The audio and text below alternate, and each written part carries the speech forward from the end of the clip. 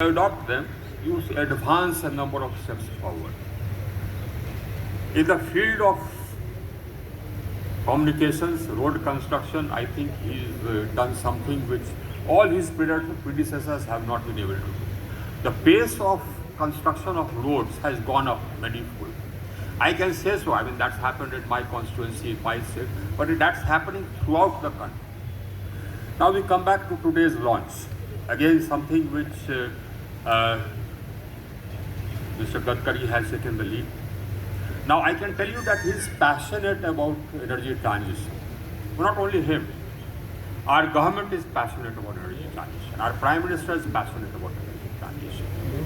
As you heard, our per capita emissions are 1/3 of the world average. Our per capita energy consumption is also about 1/3 of the world average. But despite that, we have the fastest rate of growth of renewable energy capacity in the world. Now that is because we take environment seriously. Our government takes environment seriously. Our Prime Minister takes environment seriously. He bought renewables, he bought solar when it was 18 rupees per unit. Today it is 1.99 rupee per unit. So and he said that unless we start buying solar at 18 rupees per unit, it will never come down to where it is now. It would never have come down to where it is now. We started the transition in lighting to LED when an LED bulb used to cost about 450 rupees to 550 rupees. Today it is 70 rupees because we started that transition and because we took up this on a large scale, on a massive scale. And just this LED program alone has resulted in a reduction of CO2 emissions of 113 million tons of CO2 emissions every year. Just the LED program. You know, what we have done in our energy transition is actually defies description. We believe that we have to leave behind a healthier planet for our grandchildren, great-grandchildren. We had pledged that by 2030, 40% of our capacity, power generation capacity, will come from non-fossil fuel sources. We achieved this in November 21. That is full 9 years ahead. And as I said, our rate of growth of renewable energy capacity remains the fastest in the world and will remain. Again, we have upped our ambition and we have said that by 2030, we will install 500 gigawatts of non-fossil fuel capacity. 500 gigawatts. Now that will result in the present percentage of fossil fuel capacity coming down from the present about the 70%, 80%. That will lead to our fossil fuel capacity coming down to 35%. In fact, less than 35%. Our fossil fuel capacity will come down to 33% in 2030. We have emerged as the most attractive destination for investment in renewables. We have an aggressive program for electric mobility. All this, because we believe that this environment needs attention. This environment, the environmental problem, needs addressing.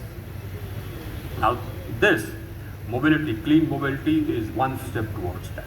As I said, energy transition includes transition in electricity, which we are doing, and 40% we've already reached. I think we'll cross the 70% by about 2030 from non-fossil fuels.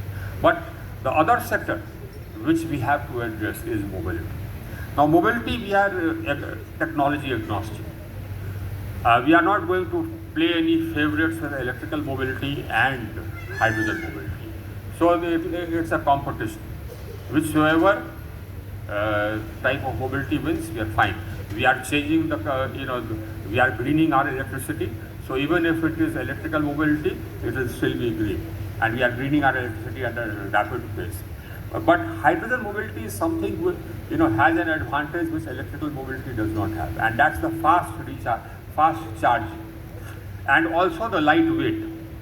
Now, while electrical mobility is okay for two-wheelers, three-wheelers, and four-wheelers, for light vehicles, for personal mobility, but if you talk about long distance, heavy mobility, heavy haulage, then the battery has a disadvantage because of huge weight and the long time taken for charging it.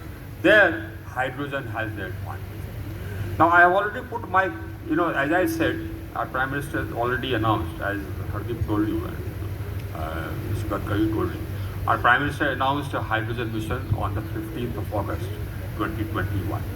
We have come out with a set of orders for facilitating that. And we are going to come out with another set of orders for facilitating that. Now, one of the orders which I am going to come out with will actually make the price of power come down. Now, the price of power is more for industry because of cross-subsidy.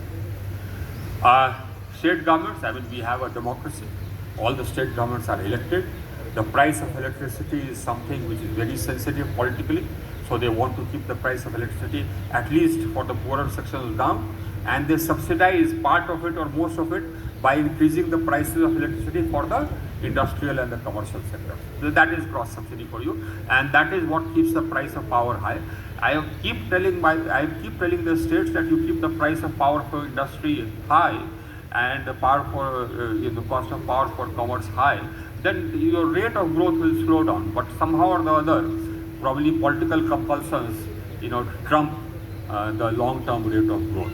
But hopefully we'll get the message across. But I have worked out a way of circumventing this, and that is open access. So what we are providing, and that order will come out in a few days, is that anybody, any industry can set up renewable energy capacity anywhere in the country.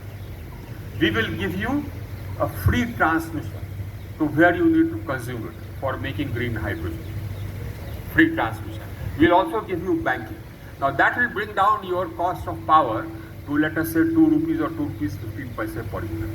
Now that will be, less than, will be just about 2 or 2.5 US cents to a dollar. I don't think power will be cheaper than that in any part of the country.